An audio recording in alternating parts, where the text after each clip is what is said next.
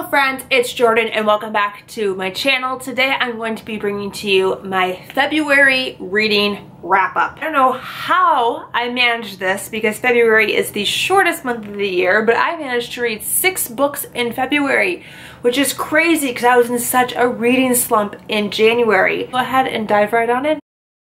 So the first book that I read in the month of February was 99% Mine by Sally Thorne. This month I also participated in the Contemporary-a-thon round 4 as well, so I'll link my vlog on the screen. It's a sophomore novel from Sally Thorne. She's also the writer of The Hating Game, which I read about this time last year and adored. So I had some pretty high expectations going into 99% Mine.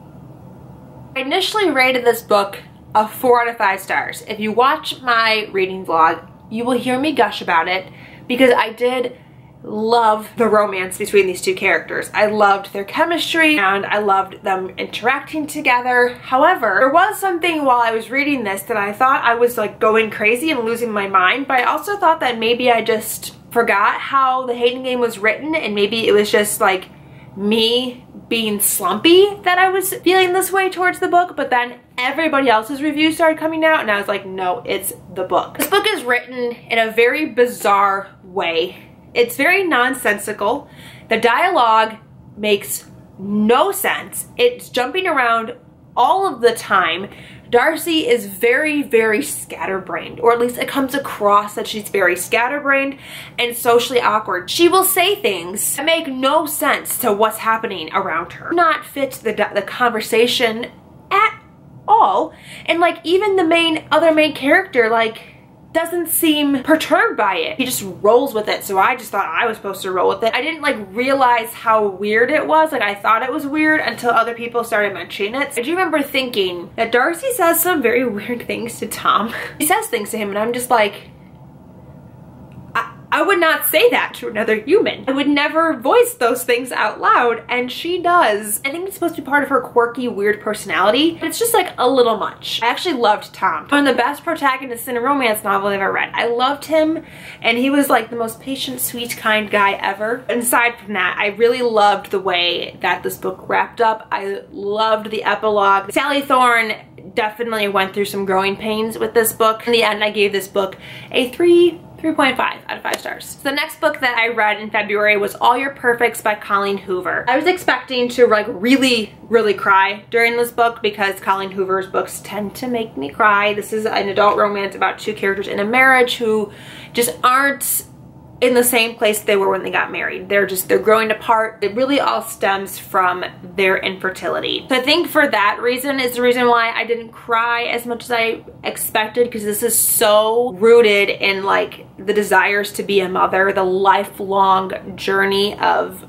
growing up to be a mom and like what it's like to have that dream ripped away from you and to have to struggle daily with that. Going through the struggle and the process with her was excruciating and crippling. But like I don't have a lifelong deep-seated desire to be a mother. I don't particularly like children, so I didn't connect with her in that way. It was incredibly hard to read, very upsetting. I felt so bad for these characters, and I feel like Graham is probably one of the best male protagonists that Colleen Hoover has ever written. He's the least toxic, the least alpha dominant. He makes a very stupid decision in this book that I hate to say I feel like I understand because it's not something that like should ever be done, but I felt like the circumstances warranted it. Was very realistic, like something that would really happen in a real life situation like this. And I ended up really enjoying this. It's not my favorite Colleen Hoover book, but I gave this a 4 out of 5 stars. The next book that I read in February was Always and Forever, Lara Jean by Jenny Han. This is the 3rd and final book in the To All the Boys I Loved Before trilogy. I loved the first 2 books. I gave them both, I think, a 4 or 5 out of 5 stars. However, for me, this book, I think I'm just a little too old for this audience anymore. It feels like a younger YA novel. You know how there are some YAs that transcend age? This one didn't for me personally. I felt like the target audience of a 16, 17-year-old girl, 18-year-old girl is who would probably best benefit. There's a lot of familial changes happening in this book. It was definitely not as romance heavy as the first two. I liked and disliked because I feel like there's so much to tackle when a relationship transitions from high school to college, and this was just like, oh, we'll figure it out. Will you though? I can't wait to see this translated onto a Netflix screen, because I feel like Netflix just did the first one so well. I actually prefer the movie adaptation now to the books. I also found Lara Jean to be manipulative AF in this book. She manipulates Peter a lot. She thinks it's cute and funny. I thought it was mean. I ended up giving this a 3 out of 5 stars. After that book, I finished my first audiobook of the month, which was Listen to Your Heart by Kasie West. This is my second Kasie West book and my favorite of the 2 that I've read. This one is an adorable contemporary romance following this young girl who joins a podcast class and has to participate in her school's podcast. Additionally, her and her best friend also have a crush on the same boy. I really loved this book much more than the other Kasie West book that I read. I loved the podcast element. It was translated very well into audiobook format. I've been reading a lot of books recently that have a podcast element to it. The other ones I read were mystery thriller, where this one is contemporary, and I really liked how it handled a contemporary themed podcast, one that isn't, you know, about somebody dying or going missing. I loved listening to the podcast. I love the behind the scenes production of the podcast and the main character having to overcome her fear of being the host of a podcast when she is not really used to being the center of attention. I also loved the exploration of the best friends crushing on the same boy. I really like it when books tackle this topic because it is such a problem that so many people deal with in high school. My best friend and I went through it as well. We liked the same boy, and it caused a lot of tension in our friend group. It took us a lot of work to overcome that and to remain friends and to realize that we were more important than the boy. Something important that teenagers need to see, and need to see healthy depictions of how to handle that. It takes place on a lake community, so there's a lot of lake references and lake sports, and our main character loves the lake, so it just felt so summery and fun, even though it does take place over the school year. Really enjoyed this, and I gave it a 4 out of 5 stars. So after this, I finished the audiobook that I had started previously to Contemporary-a-thon, and that was what did I read? The Dream Thieves by Maggie Stiefvater. This is the second book in the Raven cycle. I'm currently, like, at this moment reading the 4th book. I don't love this series like I wanted to. The second book kind of solidified that for me. Let me put it this way. This is a book series where everything is laid out in book 1. All of the clues and all of the answers are given to you in book 1. You just don't know it yet because you haven't read the whole series. So upon reread, you're like, whoa, mind blown. This has been there the whole time. How did I not see it? That is the only driving force for me continuing with the series, is that I had finished book 1 and it was fine. I mean, every book so far has been fine. Now I want to know what I read in book 1 that were answers to all these questions that are now coming up in the later books. If it wasn't written that way, I don't think I would be continuing with this series. I don't particularly like the writing style.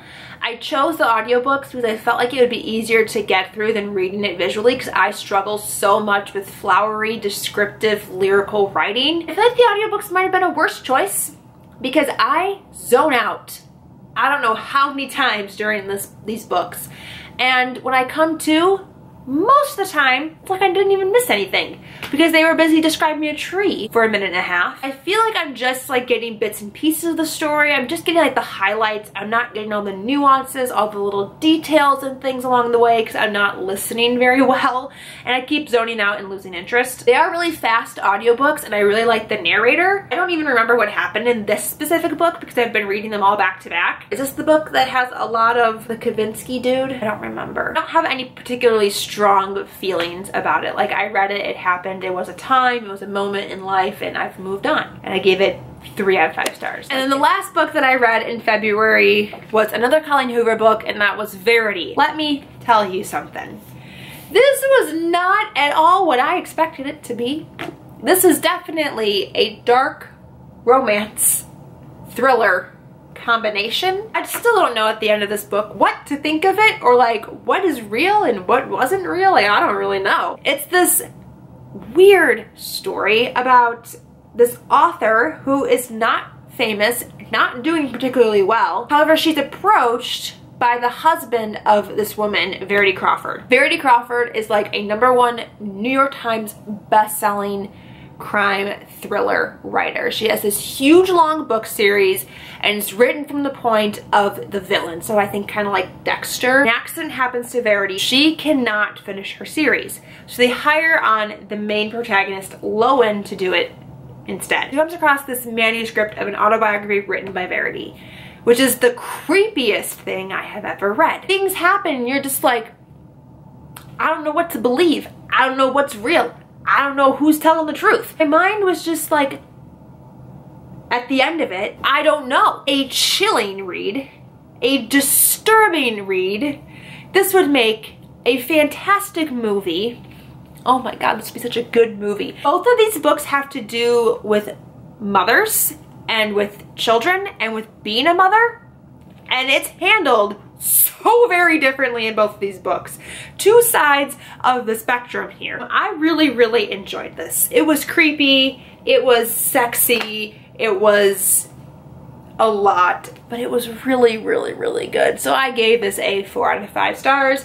I believe there are probably some trigger warnings in here for things, but there were so many that I can't name them all. So if you do have any like sensitivities to particular things that come up often in mystery thriller novels, I would look into that, because there are probably some things in here you'd find upsetting. So that is it. Those are all the books that I read in the month of February. My camera is blinking at me that it's about to overheat, so I need to go. I'm also overheating. Thank you guys so much for watching. Until next time, I'll talk to you very soon.